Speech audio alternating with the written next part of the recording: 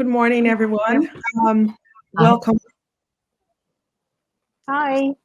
Hi. Good morning. Good morning. I'm really delighted to be hosting this next session.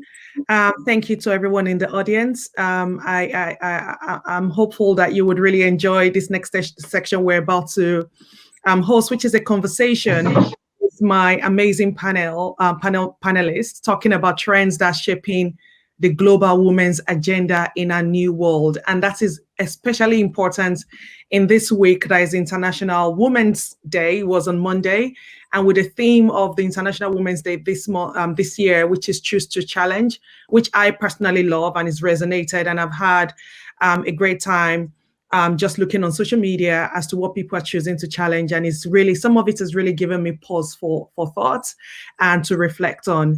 But before we go on and start the conversation, I just wanted to quickly introduce the panelists. So I have Ome J. Connolly, and Jay is the Global Chief Human Resources Officer at Dentons. And Dentons is a big magic circle law firm, which is an international law firm.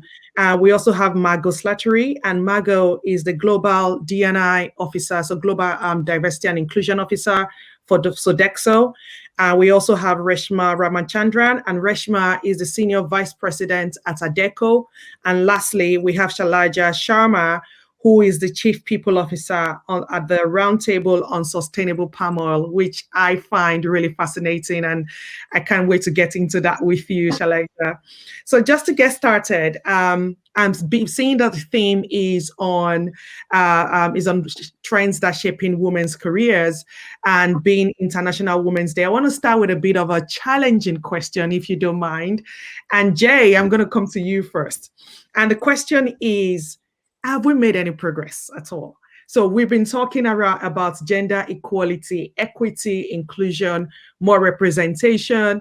We know about the gender pay gap. We know that women are underrepresented. So the facts are all there, and we are all very familiar with these facts. So Jay, the question to you is, against that backdrop, and with International Women's Day, and the entire month is actually dedicated to representation and equality of women. So the challenging question is, have we made any progress? Well, Bukola, thank you. And equally, really looking forward to this conversation and discussion and continuing to learn here together. I think it's an important question that you've just asked here to kick us off. And I would start by saying we have not made enough progress. I think we have made progress, and I think we've also seen that slip back as well. And of course, as we look at the impact over the last 12 months with the pandemic, lots of research around that. The McKinsey report from September last year, again, some sobering facts and troubling facts that they highlight, and others have highlighted as well. We're seeing that women are more likely to leave the workforce than men right now. We're seeing that the impact of the pandemic has not been even equal. People have talked about us all being in the same boat. We haven't been in the same boat. We've been in very different boats, maybe in the same storm here, but it's had a different impact. So I think, yes, we have made progress, and whether that's in some limited areas or ways, but there are some really key places where we are not where we need to be, whether that's around equality of pay, whether it's around women in boardrooms, leading FTSE companies as CEOs, right across the globe. And as we look at teams, as I look in my own sector, and as I think about the legal profession, yes, there's been progress, but I would say from actually a pretty low base. If you look back 5, 10, 15 years, we're seeing more women partners, we're seeing more women in leadership roles in law firms, but those numbers and those percentages are just not where they need to be. And I do worry about the impact of the last 12 months and how that now plays out in 2021. And I think that means it needs all of us listening and participating here today, as well as everybody in organizations, to work to drive that change as we think about the trends that we're dealing with. I think there are some positive elements looking forward, and hopefully we'll get to talk about those kind of workforce trends that are coming and how we can leverage those to continue to make more of a difference. But to your question, I think we have not made enough progress. There are areas where we have, and now we've got to really consolidate and focus on what we're going to do more of and differently as we look forward over the balance of this year and beyond. Brilliant. Thank you so much, Lee. That was a very insightful answer. Margot, I'm going to come to you, and there's something I read in the press that was a little bit troubling. So, in the midst of the pandemic, there was sort of like an act that was passed around companies were allowed to suspend gender pay gap reporting this year just because we just need to keep people alive. We need to keep businesses on the road. And rightly, there was from the female activism camp, there was a lot of pushback about that, because just to the exact point that Jay mentioned, this year and the past year has had a detrimental impact on women's careers. I think there's been a walk back of that now, and I think that sort of ban has been lifted. But what are your thoughts around that? And what do you how do you feel that has played into the broader discussion around women overall have been almost unfairly penalized with the pandemic, and then the move by the government for sort of gender pay gap reporting to be suspended for this year? How have you handled that, and what are your thoughts and feelings around that? Yeah, thank you, Bukola. I think, I don't want to sort of reiterate the same points as Jay made, because I would be very much in agreement with them. I think, things definitely have slipped. I think most definitely, and I'm in an industry, in an outsourcing industry, where women are in the front line. They're the biggest amount of our employees, and who has suffered the most, but it's been women on the front line and minorities. And, has there been progress? There's always been progress, because if we look back 30, 40, 50 years ago, there is progress. But what has happened is there's either been a stalling or there has been a slip back, and particularly for certain groups. And that's why I just addressed that. Speaking to the gender pay gap, I think just like many organizations, there was so much happening when COVID first started that, organizations who were trying to basically stay alive had to really kind of slim down the initiatives and the work they were doing. But what I think is very important is the commitment and the trust that is there has to stay. And I've certainly seen in our organization, and I've seen it in others, because we chat about this a lot, is that there's been no lack of commitment to addressing gender pay. So what we've tended to do is we do it in countries. We look at, who are the groups, where the difference, because we know the information. So it's how are we addressing it?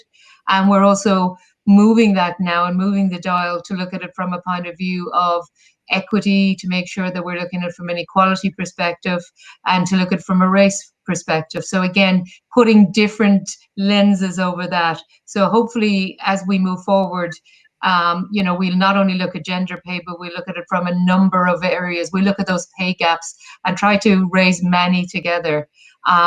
Not every organization will do that, and particularly SMEs and small organizations and that is I think the troubling part. For bigger organizations, they will come back to it, and if that trust has been there, it'll stay there.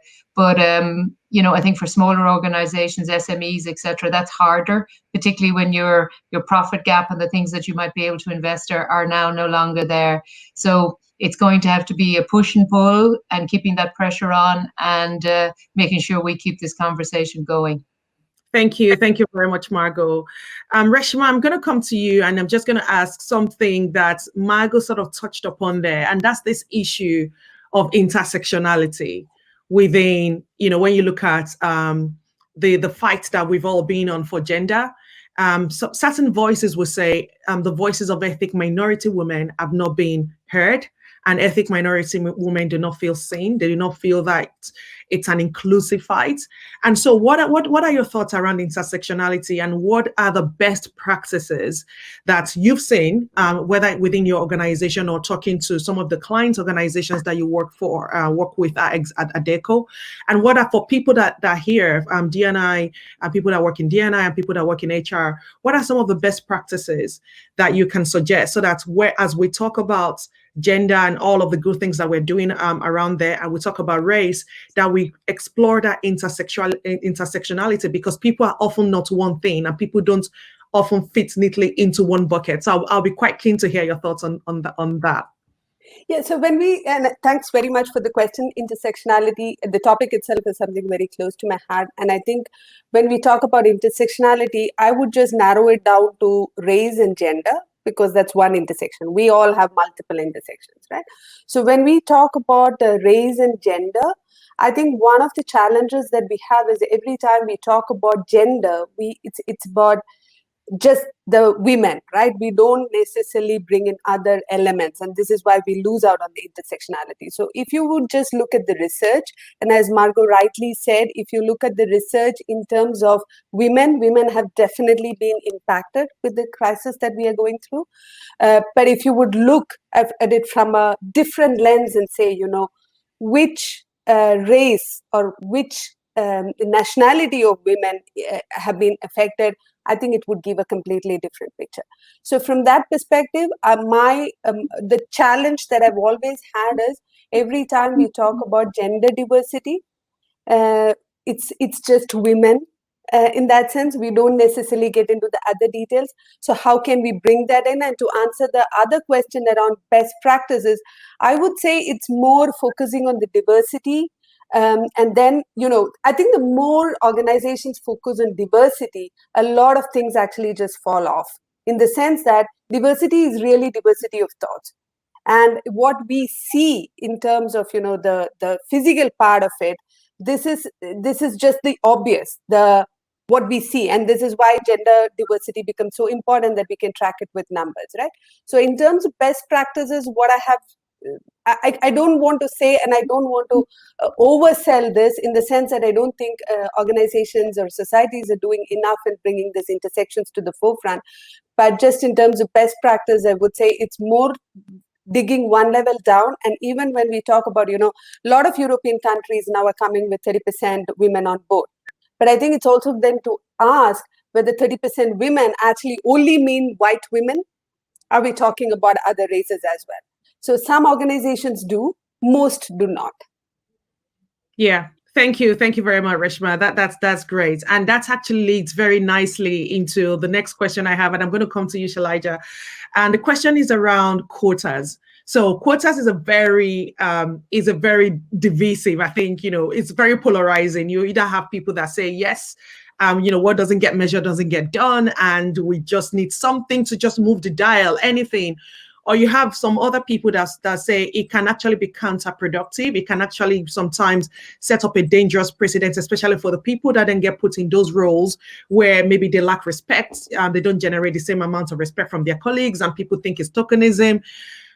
So what are your thoughts around using quota as a tool, or maybe as a tool, or maybe even a blunt force instrument in moving this conversation along?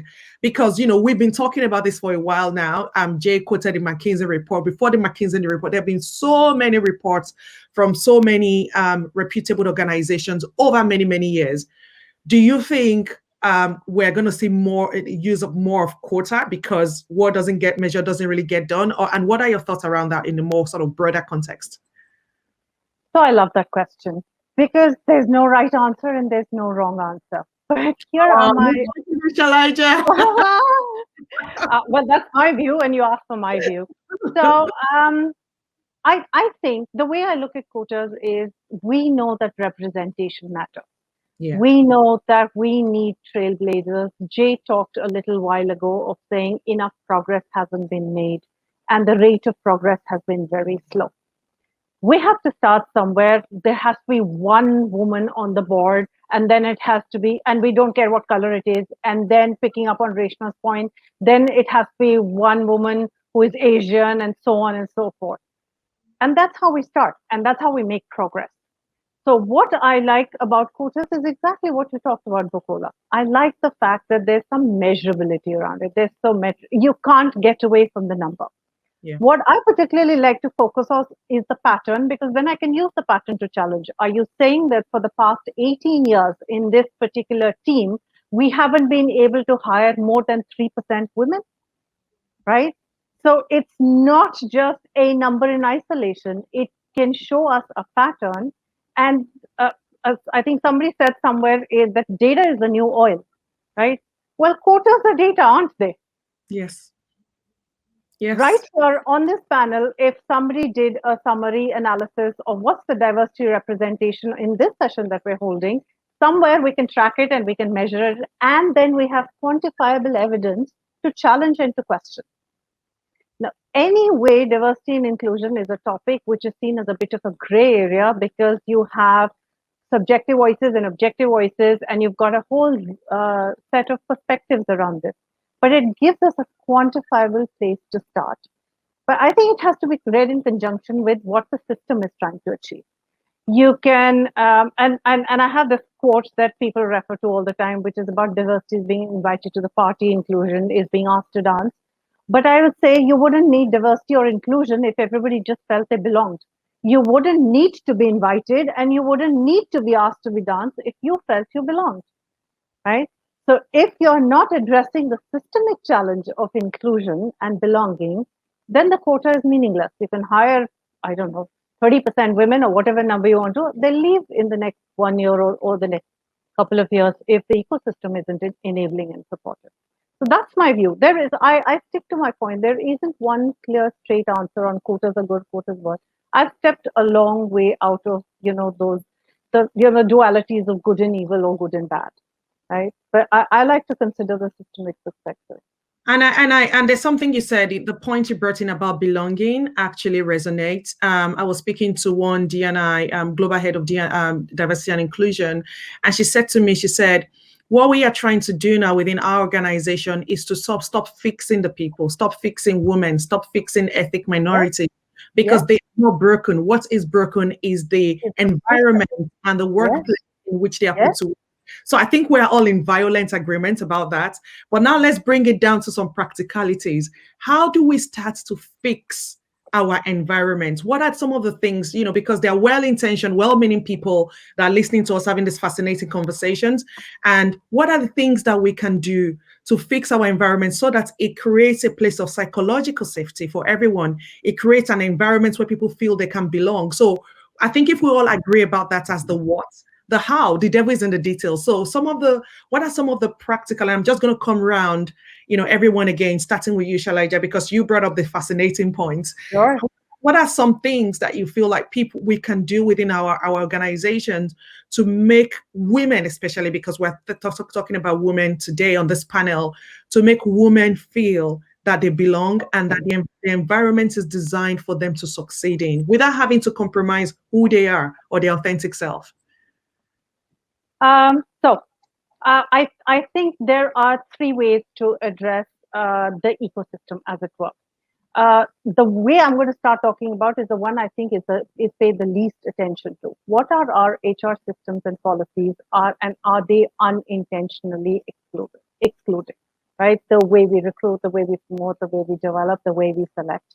And are our HR ecosystems trained, and do they have enough knowledge and skills to be able to do that? Right? That's the first one. But I do see some attention coming into this space, but really not enough. Yeah. The second one for me is, and I will call out my own bias here. I specialize in leadership development and org design. So I will always have a systemic approach and then follow with that leadership driven approach. I fundamentally believe that leaders form a large part of the culture in the way they set the tone for the organization or that particular geography, right? Are we doing enough to develop inclusive leaders? That would be business leaders, not the de&i leader or the de&i champion, business leaders. The third thing is, and I'm going to step away from the minority group for a minute. I'm saying employees. Are we teaching our employees to display inclusive behavior? And again, I pull the thread back into the ecosystem around the minority group or the minority individual. Well, these are really the three systemic factors. How employees treat each other on a day-to-day basis, what tone the leaders set for that particular area, and how do we provide system support in terms of HR policies and HR systems and HR processes, right? That's my answer to, I would say, evolving the ecosystem. Brilliant. Thank you. Jay, I'm going to come to you on your thoughts on the same question. How do we fix the environment in which women work to make it more inclusive and to feel to promote an inclusive and a sense of belonging within the organization? Everything that Shalaja just said. I mean, I think that's I very much agree there. And there's lots that's been said already that, of course, I'm agreeing with. So let me just build on some of those points, Shalaja, that you've made, I think, really well. And kind of the three things for me are around listening, measurement, and expectations. Listening, measurement, and expectations. And I would say kind of firstly, we have got to listen, but listen in ways that we just haven't been doing enough of recently and over time, proactively, really understanding what's going on in our organizations. We think we know, but we know part of the story, not the full story. We ran some very focused listening sessions globally across our firm last year, kind of July time.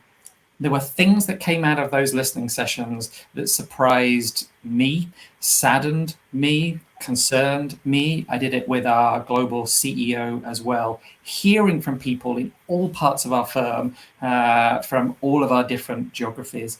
We've got to listen in ways that we haven't been doing enough of and use that to inform what we then do. And I think that for me gets at some of the intersectionality and really understanding, what is it for people that matters to ensure that the actions and the steps we put in place are responsive and are impactful. So there's a big listening piece for me. Secondly, this measurement. So Shalaja was talking about quotas. I probably use the word targets, but we've got to measure and track. If we don't, how do we know how we're doing? How do we know where we're having an impact? We have got to measure and track these things and putting that in place. I actually also think we've got to become more sophisticated in terms of how we're measuring and tracking. I see organizations and we're not where we need to be. We're measuring gender or we're measuring race because we can in that part of the globe. We've got to bring together data insights that help us get to the intersectionality point that Reshma was talking about, so that we can inform these conversations. But the measurement and tracking, we've got to take that forward. We've got to raise it a notch or two from where we are today to really be able to better inform these conversations and help us in a positive and proactive way hold people accountable. And again, Shalaja talked about it. I loved it. All employees. It's not just the CHRO. It's not the de&i person. It's everybody in the organization. Yes, of course, leaders play a bigger part in that. But everybody has a role to play in changing this culture and this mindset. So the measurement is for everyone.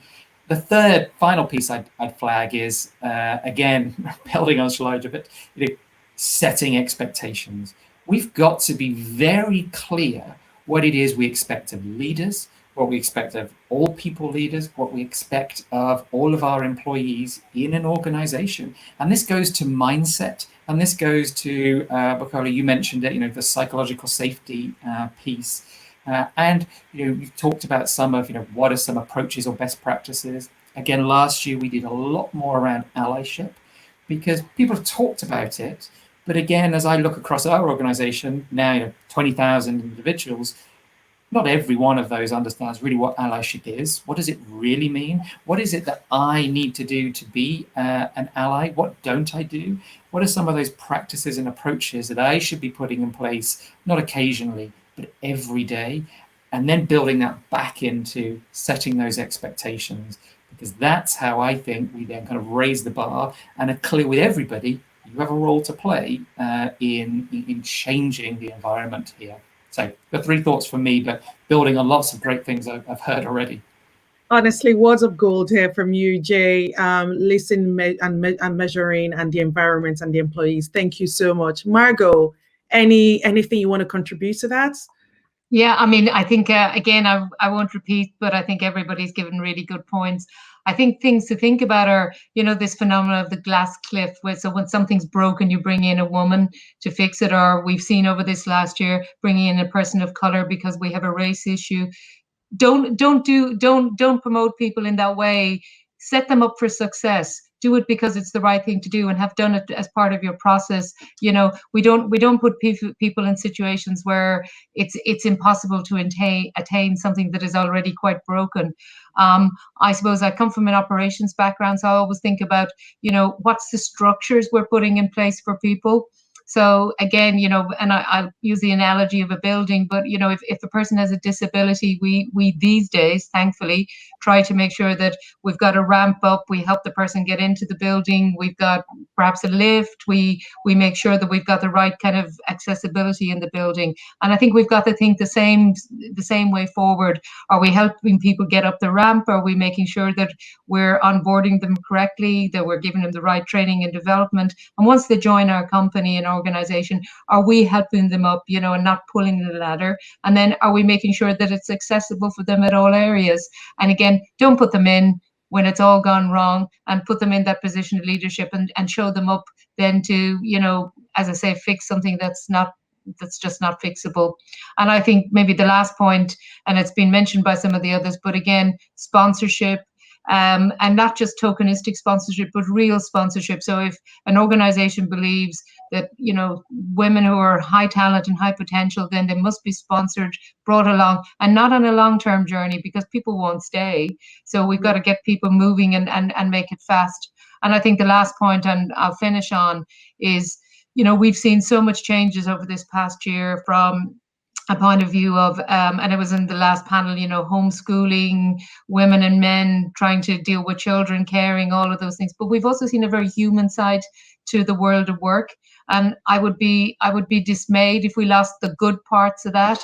And we need to make sure that I'm not a big fan of this word, the new normal, but whatever the model is as we go forward, that it is inclusive of both genders and allows for flexibility and smart working. And I think that's crucial for the future. Thank you, Margot. If you don't like the new normal, do you like unprecedented? Do you like that one? Yeah. I didn't think the world was super normal before, because, and I think it's glib when I hear this new normal. It's like, whoa, but yeah, that's me. Thank you. I like unprecedented. Great. Reshma, what about you? Do you have anything else to add to that fascinating conversation? I think this is the risk of going last, right? Everyone has covered all the points. I think for me, one thing that I would just like to reiterate is what Jay said in terms of measurement, and measurement not just in terms of, you know, whether it's 30%, it's 50%, but what Shailaja earlier mentioned in terms of the trend. So I think trend is what bothers me the most. So I mean, this organization that I work for, Redeco, is pretty new, but, you know, 20 years I've worked in a very high-tech industry. And I think trend was what bothered me always. It's not a question of whether we can reach that numbers, but, you know, we can't sustain those numbers. And I think it brings down to the root cause of as to why women don't feel belong. And Shailaja, I really like when you talk about belongingness. I think it really boils down to the fact, because when you don't feel belong, you leave. And I'm a good example of that. I never felt I belonged in that world, so I left. And I think this comes down to the fact as to why you don't feel belong, right? So this is where I think there is a lot of unconscious bias, both in terms of certain sectors where women are typically not being present in the past. It's changing, but tech is one of those sectors where, you know, women are very, very few. So you don't necessarily feel belong. You are not necessarily listened to. So I think this takes me to the point that Jay mentioned in terms of listening. So I think women's support groups help, so women's network.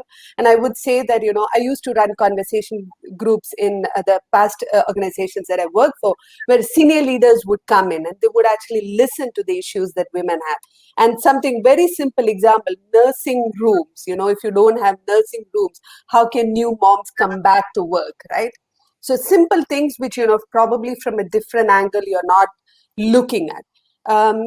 So from that perspective, I would say really the trends, I think we need to really look at the trends, make sure that women feel belong. So really try and listen and see what the issues are. And that's the only way I would say, you know, going forward, we can fix the ecosystem, as you rightly say. Rishma, thank you so much for that. So we're just going to go on a slightly different but related tangent here.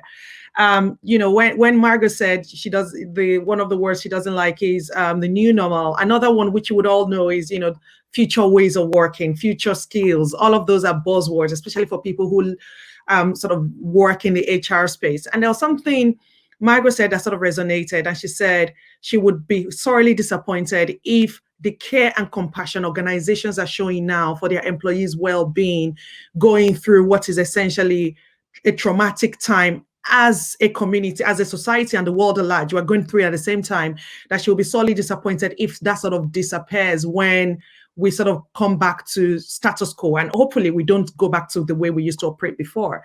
And that reminds me of an article I read in the Financial Times it was talking about the kind of jobs that will come up in the future. And they did a profile on 5 types of jobs that did not exist in 2019. And one of it was well-being officer. Another one was chief bias officer. Another one was chief reskilling officer.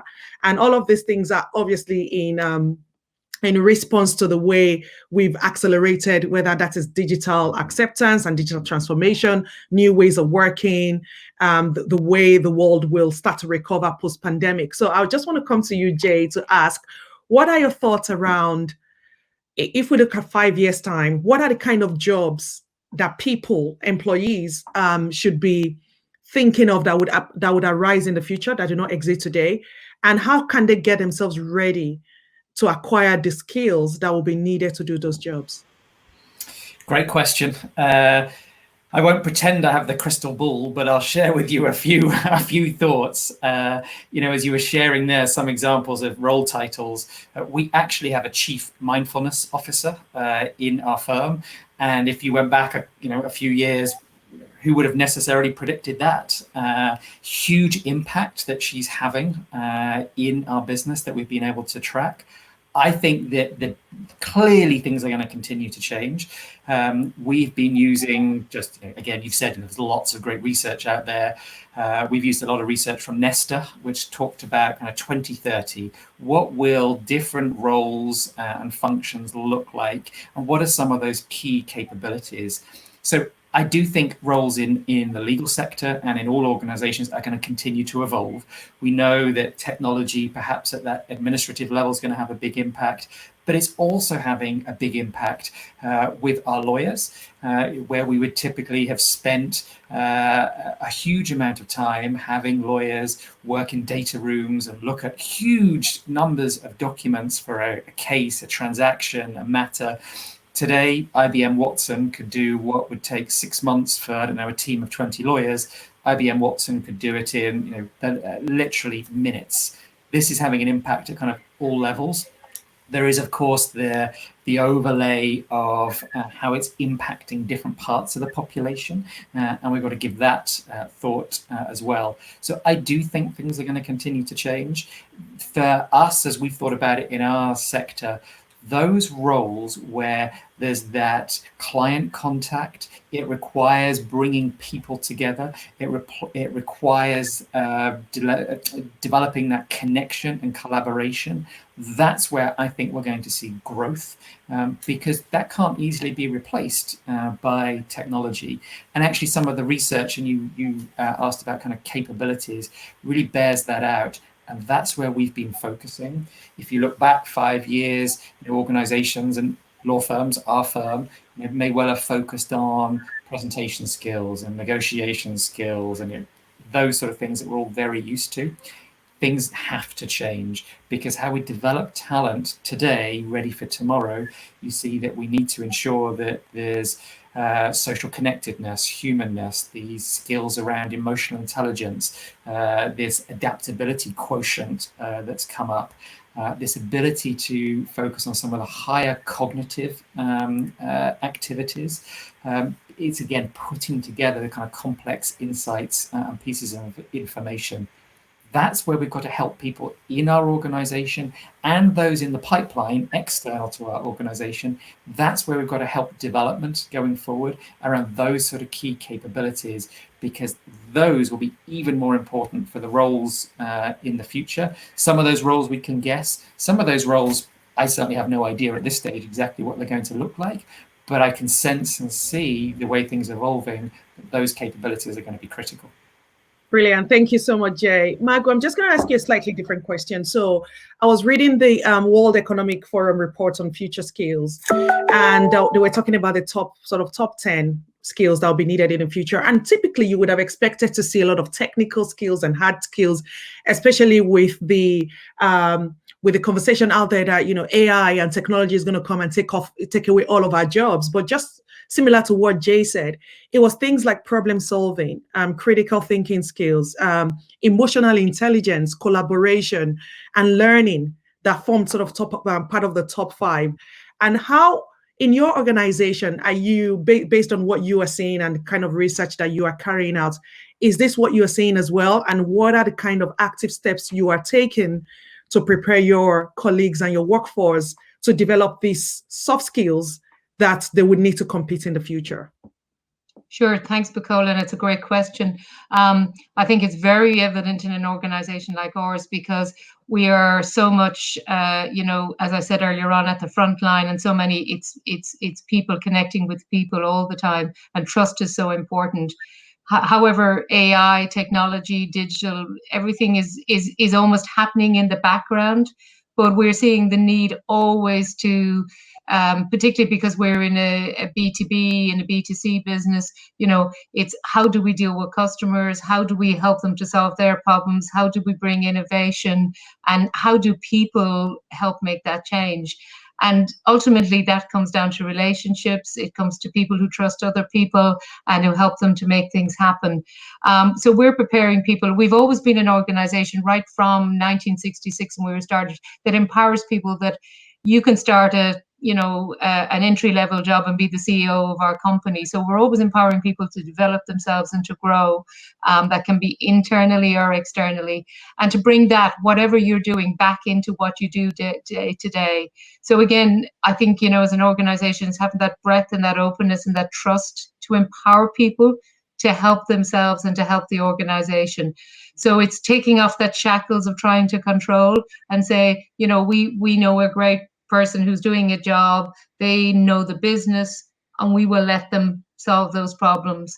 And 9 times out of 10 they do. So I think into the future, what we're doing is really, creating the right structures for people, setting up people for success, and then empowering people to take that forward. Brilliant. Thank you, Margot. Reshma, I'm just going to come to you with the same question. And more, that is even more important because of what Adecco represents as a business and what you're seeing your clients come to ask for. Does that resonate in terms of some of the skills employers are saying they're looking for? Does that resonate in terms of the softer skills, the empathy, collaboration, problem solving, critical thinking? Does that resonate? Is that some of the things that you're seeing as well, the trend?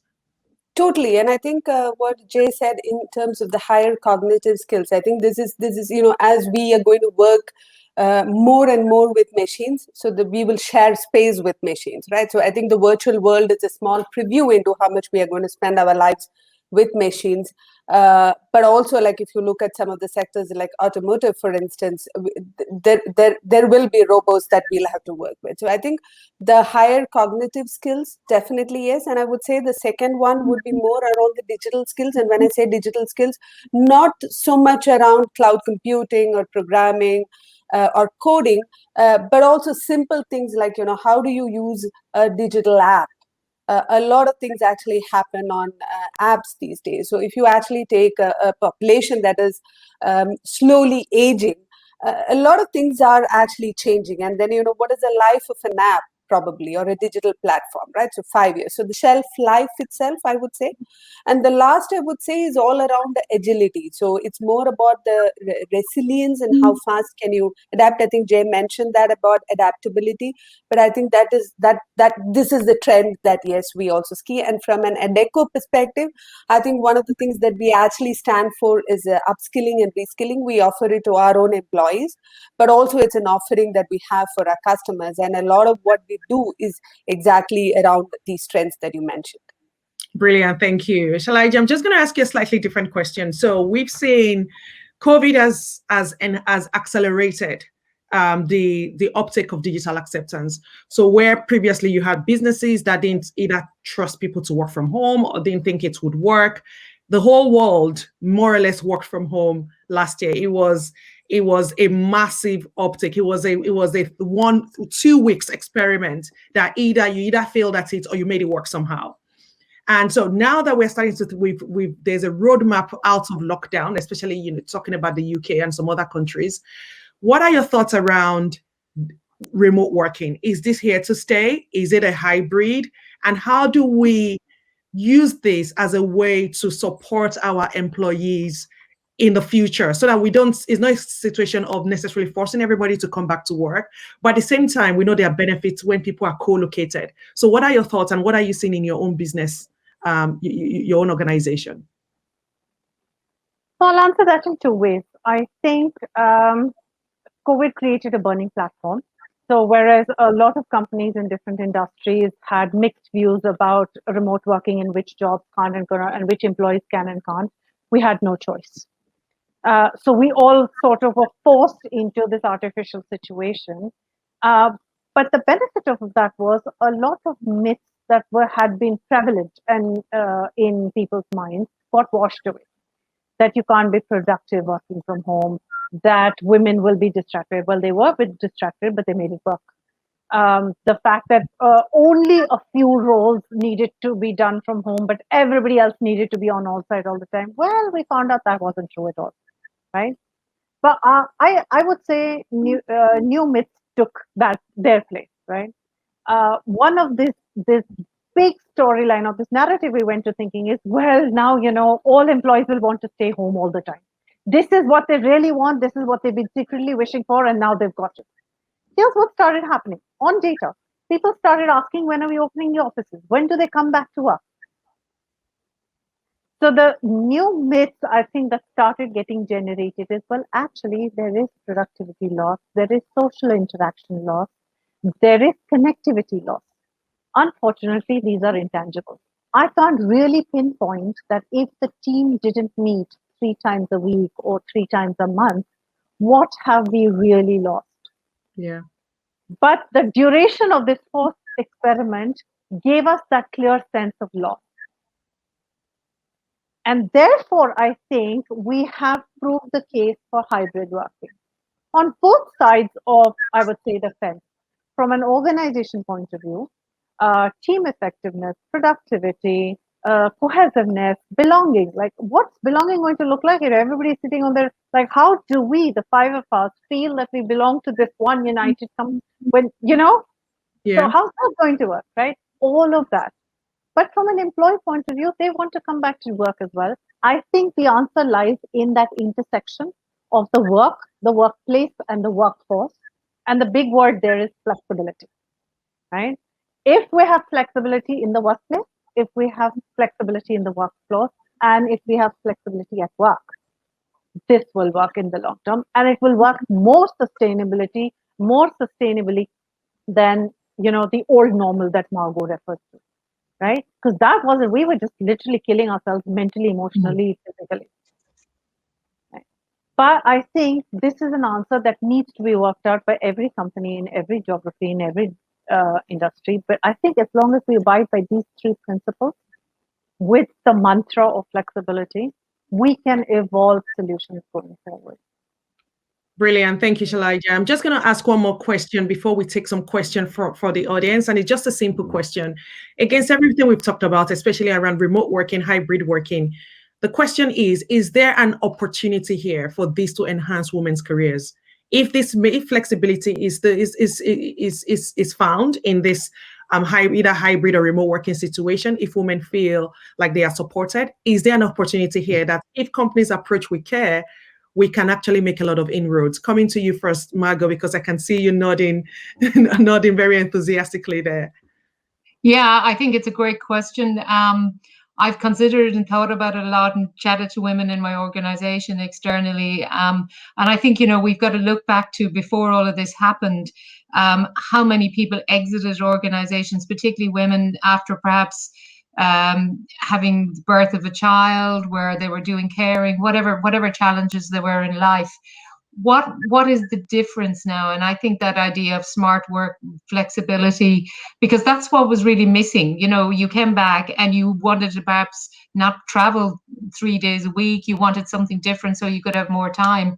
We heard people in the last panel, for instance, speaking about, you know, for the first time they ate a meal with their family for a whole year.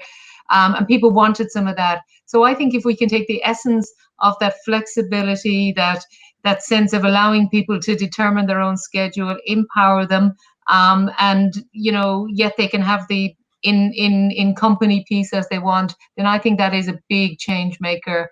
And technology plays such an important part in that.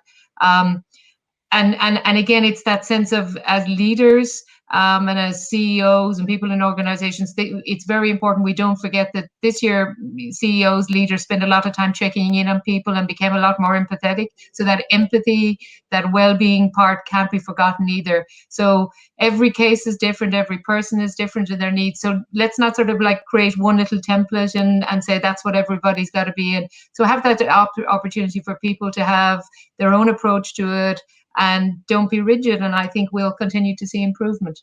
Brilliant. Reshma, your thoughts? Is there an opportunity here? I think totally yes. You know, the research that we have all been referring to in terms of women having left the workforce in the past year or so, I think that came also with a lot of homeschooling. So typically because women are the caring members of the family, and when children are at home, I think automatically the responsibility shifted on to the women, and this is how women left the workforce. Let's assume, and I know Margot doesn't like saying new normal, but I would say the unprecedented situation that would come in front of us once, you know, we find the solution for COVID. I think what would happen is we go back to a normal schooling system, we go back to a normal daycare system, and then what remains is a flexible working. And I think this presents a huge opportunity for women not only to come back to work, but as also what Margot rightly said, you know, if we just went back and looked at why women left, flexibility was a key factor. So I think in terms of retaining women, I think we have a huge potential here. Brilliant, thank you. And lastly, Jay, do you agree? Is there an opportunity here? Yeah, absolutely, completely. And I very much agree with what Reshma and Margot have just shared. We're in a time of huge change, and you look over the last 12 months and look how things have, I love the word you use, very much agree, Bukola. We've accelerated a whole number of themes and trends, and that acceleration and that change really has shifted thinking in organizations, how we're operating and how we're connecting. If I pick up on one of those, that piece around connection and collaboration, and how we're working, has really changed. That landscape has really changed. There are challenges, there are issues for sure, but I think within that, as we define and evolve what things are going to look like now as we move forward, there's opportunity to reset, reapproach. And that's where we've really got to seize that opportunity to ensure that we're doing it in a way that is inclusive, drives belonging for all in the organization going forward.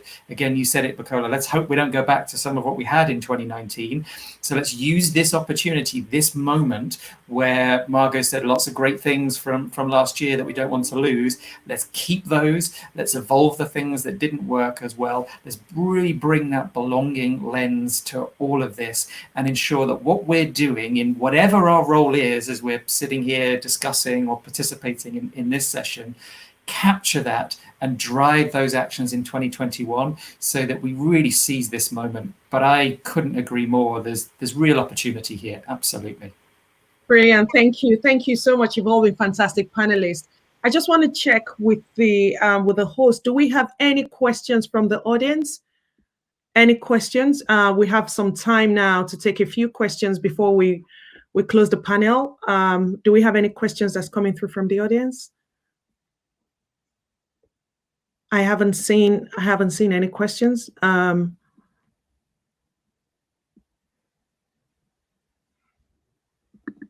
Okay, I don't think there are any questions coming through right now.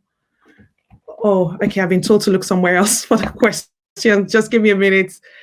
Okay.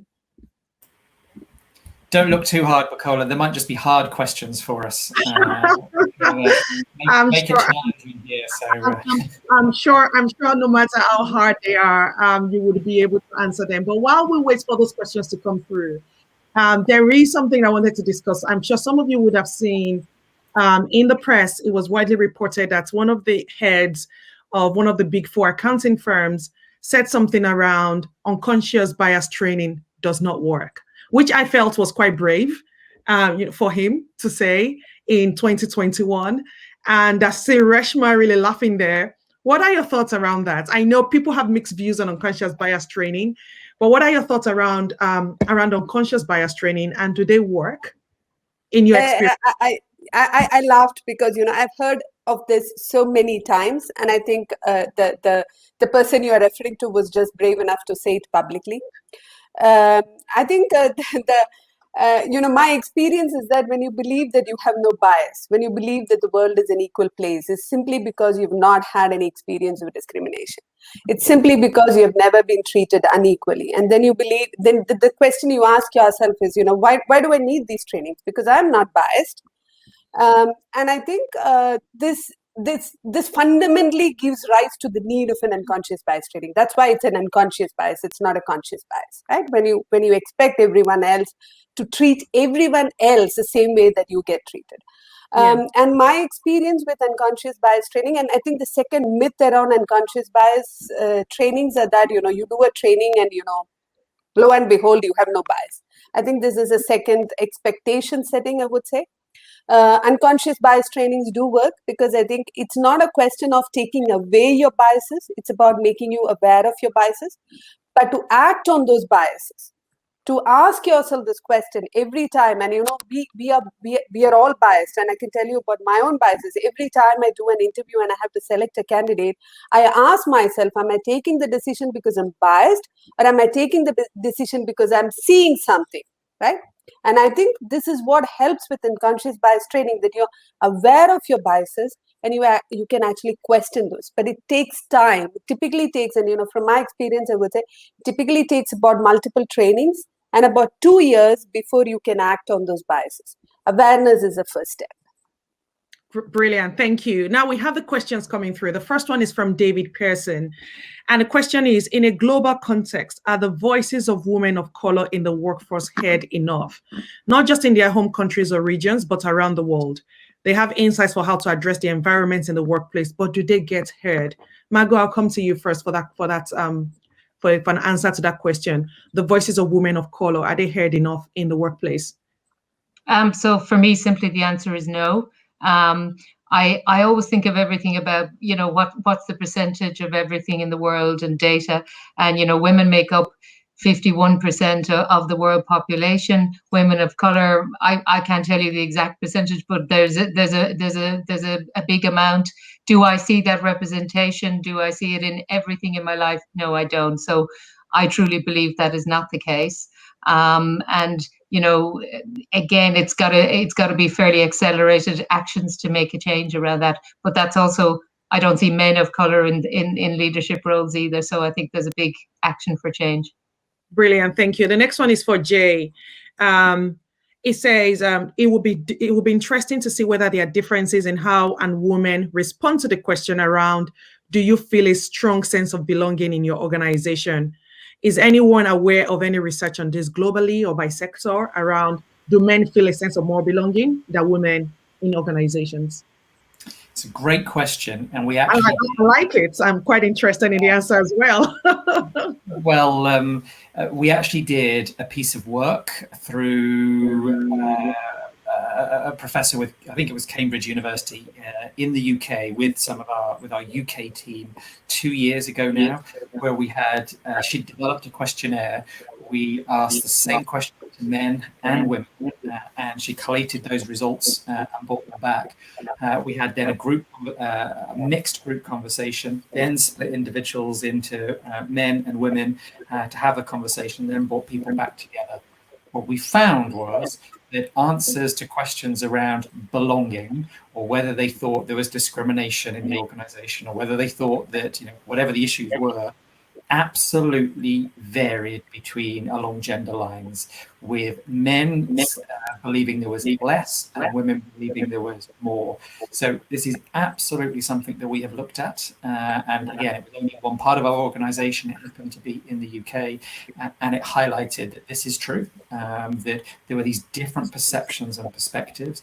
It enabled us then to have, through those sort of separate group conversations, a really rich and robust conversation that helped people kind of better understand what was happening and then start to put some actions in place. So that was well worth doing. And definitely the answer to that question would be, sadly, yes. Brilliant. Thank you, Jay. Final question is for Reshma from Deelan Patel. The question is, you work within the future of the workplace. What is the biggest trend you see going forward, and how will our places of work change? I think we've sort of discussed around that, but is there any additional thoughts you wanted to add to that? I would say the biggest trend, as we have discussed this at length, is around the upskilling and reskilling part, especially when the shelf life of skills is dramatically reducing. And in terms of the softer skills, and again, I just come back to use Jay's words around the higher cognitive skills that we need to develop. So this is what I would say, would actually define also the future of work going forward. Thank you. Shalaija, one question on that, following up from that. We've seen in, especially in the geopolitical landscape, we've gone through, I think, the most polarized time in the future of, at least Western economies that we've ever been through, just with what's happened around Brexit in the UK and the US elections.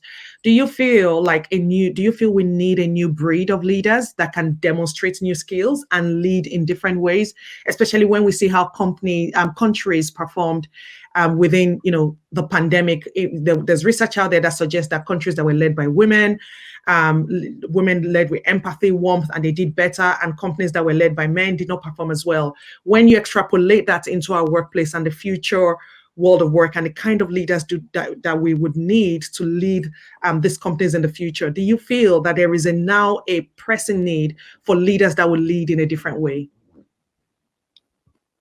I think yes and no. I think we need existing leaders to be better leaders, so lead in a different way, yes. But I think we need to create platforms and opportunities for new kinds of leaders to emerge. Well, we'll take a political example, right? Jacinda of New Zealand. And everybody says, oh, what an amazing political leader, and the changes she's brought about. But here's something that bears thinking about. People like Jacinda exist in every country on this planet.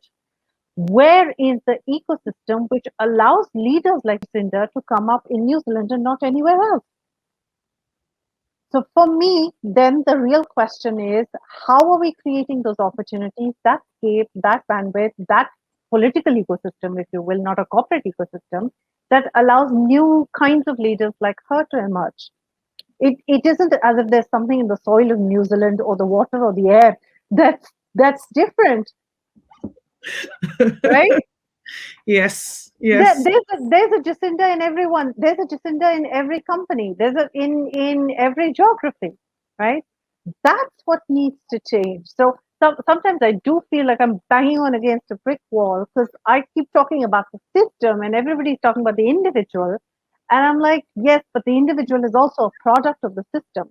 So the reason we have bad leaders, I hate that word, but ineffective leaders, is because of the system. That's what has made leaders like this so much, and what corrective actions can be taken place at a systemic level will also help better kinds of leaders to emerge. So does that mean, Shalaija, that everyone is inherently a good leader or a good person, but when you put them in a system or an environment that is broken or toxic, is a matter of time before the whole thing ends in deep failure? Is that what you're saying? Yes. I mean, a bad apple can be turned good and a good apple can be turned back. We'll look at Reshma's example, and when she said it's unconscious bias is about creating awareness. But I would just go a step further and saying every single one of us around this table has unconscious biases as well. What has happened is we have become more aware. We've taken conscious steps to address that, and every day is a fight to become more equitable, but we're not perfect either. So what prevents leaders from moving? They may be further along on the journey or more behind us on the journey, but we're all on this continuum of growing awareness and change of behavior. And I am an eternal optimist. Carol Dweck, who wrote The Growth Mindset, fundamentally said our limitations are our own mind. If we believe we can't learn, we won't learn. If we believe we can't change, we won't change. Right?